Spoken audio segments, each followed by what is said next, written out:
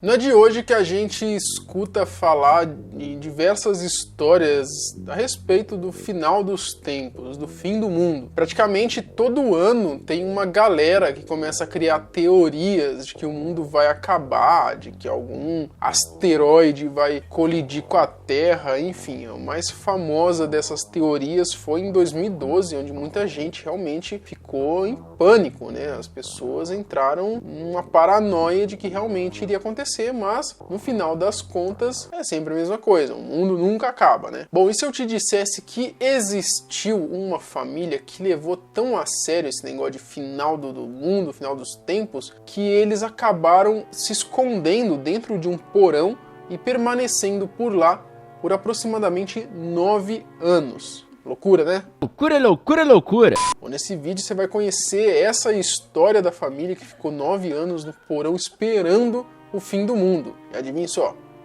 não aconteceu. Jura? Eu sou o Marcelo, fica comigo que depois a vinheta eu te conto.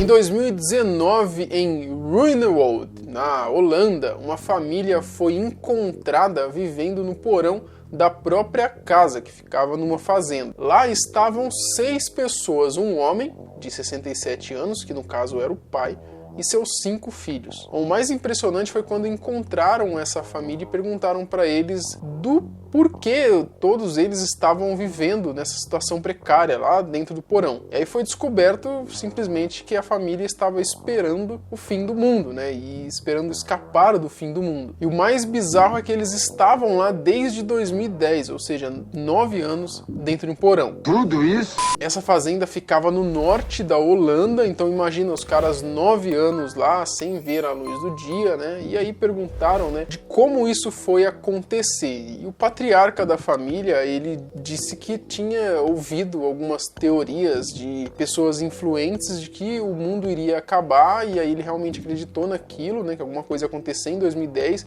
E aí ele meio que pensando em salvar seus filhos, ele levou geral pro porão pra se protegerem, né? Como se o porão fosse aguentar o fim do mundo, né? Não sei que fosse um bunker. É verdade. Bom, então eles esperaram o fim do mundo, né? 2010, 2011, 13, até 2019 e nada aconteceu. Ah, não brinca! E como eles sobreviveram? E a pergunta, é claro, que ficou no ar é como eles conseguiram sobreviver por tanto tempo dentro de um porão, né? 9 anos. Até porque o ser humano precisa comer, beber, né? Como que eles conseguiram? Bom, a princípio é dito que eles tinham um estoque de comida, só que esse estoque de comida acabou, provavelmente no primeiro ano ali já acabou, né? E o que salvou eles foi que eles tinham uma horta, então eles passaram a viver dessa horta, eles comiam as coisas dela, e de alguns derivados vindos de uma cabra que eles tinham, né? Então eles tiravam leite, lá, certo? Eles sobreviveram comendo queijo. E como que a cabra sobreviveu? Tinha Não, ração, como que a cabra sobreviveu 9 anos, né? Isso é uma pergunta também que é muito louco, né? Parece um roteiro de algum filme cheio de furo, mas de fato aconteceu essa história bizarra. Bom, então eles foram, né, provavelmente se alimentando muito pouco, né, vivendo ali os dias ali, na cabeça deles tinha acabado, né, o mundo fora do porão tinha acabado, né, e eles eram os únicos sobreviventes. Então, em 2010, quando tudo começou, os filhos eram só crianças, né? A maioria tinha mais ou menos 10 anos de idade, e o mais velho tinha 16. Então eles cresceram com essa ideia na cabeça de que eles não podiam sair do porão porque tinha acabado o mundo e eles tinham que viver lá dentro isolado, né? Enfim, permaneceram nessa situação aí nada boa. A descoberta. Bom, em 2019, o filho mais velho, né, que no começo lá tinha 16 anos, agora ele já estava com 25, ele meio que desesperado por causa dessa situação, acabou resolvendo sair do porão, né? Uma hora você não aguenta mais. Vivendo lá dentro sem comida direito, sem higiene básica, sem roupa nova, até que ele demorou, né, pra fugir de lá. Então ele saiu do porão, né, e a fazenda era bem isolada. Então após ele caminhar durante horas, ele conseguiu chegar a um pub, que é uma espécie de bar, e lá ele já estava barbudo, com roupa velha, e aí ele chegou lá, ele queria comer alguma coisa, beber alguma coisa, né? Ele pediu pro dono uma ajuda e contou a situação que ele estava vivendo e a família dele estava vivendo também. Ele pediu para chamar as autoridades policiais e tal, para ele poder contar, né, porque ele precisava de ajuda, ele não aguentava mais viver daquela maneira. O próprio dono desse bar aí, ele deu uma entrevista falou que o filho, né, que procurou a ajuda dele lá, chegou no bar todo sujo, fedendo, com a barba e o cabelo comprido, né, roupas muito velhas. E aí, é claro, ele chamou as autoridades, né, para investigar o que estava acontecendo. O garoto, que já não era mais tão garoto assim, levou a polícia até lá no porão, né, na fazenda, para encontrarem lá. E lá eles acharam uma escada escondida atrás do armário que dava diretamente para esse porão. E lá eles encontraram, então, os garotos, né, e o pai. Né. Foi contado também que no ano de 2016 o pai tinha sofrido um derrame. Então ele estava na cama, deitado no porão, ele vivia deitado com a ajuda dos filhos. Assim como o mais velho cresceu, né, já estava com 25 anos, os outros meninos já estavam com 16, né, quando foram encontrados, né, lembrando que sem contato nenhum, o ambiente externo, né, todo esse tempo, né, e também parece que eles nem registrados eles eram, é como se eles não existissem, né. Tipo, eu penso, se esse cara não tinha mais família, tá ligado? Então, depois eles comentam a respeito da mãe, onde é que estava a mãe desses meninos, né? Que é dito também que a mãe aparentemente tinha morrido no começo disso tudo, sabe? Morreu antes, e aí quando o pai, certo, surtou e fez isso daí. Bom, além deles ainda, isso que é o mais bizarro, apareceu uma outra pessoa nessa história. Além do pai e dos meninos, apareceu um outro cara. Esse cara chamado de Joseph Brumer, ele de 58 anos. Ele foi investigado também e aparentemente ele alugava um quarto na fazenda, na parte de cima do porão. Então, tipo, enquanto os caras estavam no porão, tinha esse cara que alugava, morava lá na fazenda, na parte de cima. Então isso é muito louco, essa história. Ele acabou sendo preso por não cooperar com a investigação, né, e por suspeita de cumplicidade ali, de cumplicidade com o pai das crianças em deixar as crianças lá no porão. O pai. Bom, se você acha que essa história acaba por aí, você tá bem enganado. Tem mais coisa bizarra ainda disso tudo. O prefeito da cidade na época, o Roger de Groot, ele acreditava que o homem de 67 anos que foi encontrado junto com as crianças, ele na realidade nem era o pai deles e nem era dono da fazenda. E sim era algum lunático com problemas mentais, né? Teria inventado todo esse papo de fim do mundo para poder prender geral no porão e ter as crianças como companhia, para ajudarem ele também, porque ele não estava numa condição muito boa, né? Essa teoria foi levantada pelo prefeito na época, mas no fim não foi nada confirmado, né? Após mais investigações, tudo realmente indicava que era o pai dos meninos mesmo, que tinha mais 4 filhos. Só que esses 4 eram mais velhos e eles fugiram. E aí ele acabou se isolando lá com os mais novos, que de certa maneira ele tinha algum controle, né? Tirando o menino mais velho que entrou em contato com a polícia depois de 9 anos, né? Bom, de acordo com as matérias, o filho mais velho, esse que estava no porão, e isso também é outra parada extremamente bizarra, ele era ativo nas redes sociais antes de pedir ajuda, sabe? Hein? Então, tipo, os caras estavam lá vivendo no porão, mas como que tinha acesso à internet, como que ele era ativo nas redes sociais antes de sair, sabe? E é cada pergunta que não tem resposta direito, né, nessa história, sabe?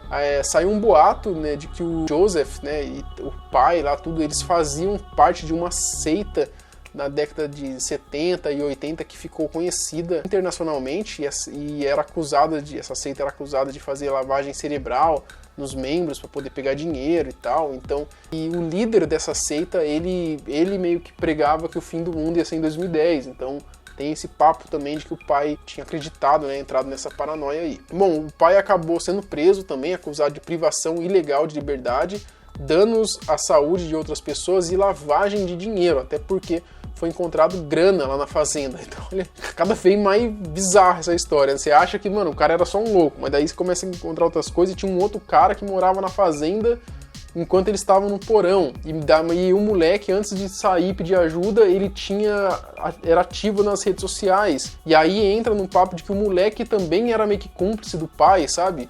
Mano, é muito bizarra essa história. De fato, ela é muito bizarra. Não entendi esse final. Quer dizer, não entendi foi nada. Bom, ano passado a acusação foi encerrada por causa da condição médica que estava o pai, né? E a mãe? Bom, o caso ainda estava sendo investigado em 2019, né? As autoridades conversaram com alguns vizinhos para ver se descobriam algumas coisas sobre a mãe dos meninos. Eles tiveram algumas informações de que quando a família chegou lá na fazenda, a mãe estava junto. Só que parece que a fazenda acabou sendo isolada e, de acordo com a polícia, a mãe teria morrido pouco tempo antes de tudo isso acontecer. E o que houve depois? As autoridades levaram todo mundo para o hospital para fazerem um check-up, né? Enfim, 9 anos vivendo naquelas condições, provavelmente eles teriam alguma doença ou alguma coisa do tipo. Eles receberam os cuidados, né? E desde então eles estão num abrigo, né? Para adoção ou, enfim, sendo cuidado ali pelo Estado. E a vida deles agora aparentemente está normal, eles estão bem, né? Espero que sem medo de fim do mundo, né? E aí existem muitas teorias sobre esse caso, né? Cada matéria fala uma coisa, cada vídeo que você vê na internet falando sobre esse caso fala uma coisa, né? Enfim, tem muita coisa nessa história que a gente não sabe e provavelmente a gente nunca vai saber. Atualmente, essa história bizarra ainda segue em investigações e é impressionante. Foi em 2019, né? Então, 2019, 20, 21, uns 3 anos, então não faz tanto tempo assim, né? Então, por isso que muita coisa, a gente sabe como que demora essas coisas para saírem, e tem muita pergunta ainda para ser respondida que não foi, né? Por exemplo, como que o filho mais velho era ativo nas redes sociais antes dele sair lá e dedurar o pai, sabe? E essa seita que o pai supostamente fazia parte, será que tem alguma ligação com isso que aconteceu? E o cara que morava na parte de cima lá da casa enquanto os outros ficavam no porão? Sabe, é muito ponto sem nó ainda, parece muito furo de roteiro, né? Se isso fosse um filme, tem muita coisa para ser explicada. Bom, de toda maneira, essa história não deixa de ser uma das histórias mais surpreendentes que eu já vi, né? E com certeza você também já viu ou já escutou falar. E isso, de certa maneira, por mais que a gente não tenha uma resolução concreta desse caso, isso eu acho que nos mostra o quanto um fanatismo por algo pode ser danoso, né? Não só a você mesmo, quanto a pessoas próximas. No caso do pai ali, né, ele expôs todos os filhos a uma situação de extremo risco por causa de um fanatismo religioso, talvez, um fanatismo por algum líder, né? Então você deve estar até pensando, mas o cara, ela tinha problema na cabeça, né? Era um problema mental, eu nunca faria isso, né? Isso nunca aconteceria comigo. Só que muitas vezes você é fanático por alguém também e você não se dá conta, né? Às vezes pode ser o seu líder religioso, que você simplesmente escuta tudo que ele fala e como se fosse uma verdade absoluta.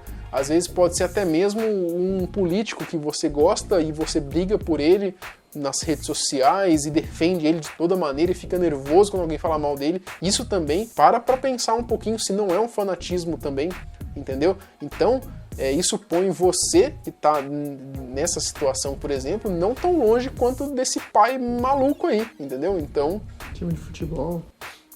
Tudo, né? Artista, né? Então, eu acho que o fanatismo, a idolatria, ela não é bom, né? Não traz nada de benefício de maneira nenhuma, né? Então é importante a gente sempre manter um pensamento crítico sobre todas as coisas que acontecem, né, na sociedade. Enfim, é uma filosofada aqui, mas eu acho que é isso, né? Maldito homem que confia em outro homem, já dizia Clarice Lispector. Bom, a gente se vê amanhã, no mesmo canal, no mesmo horário.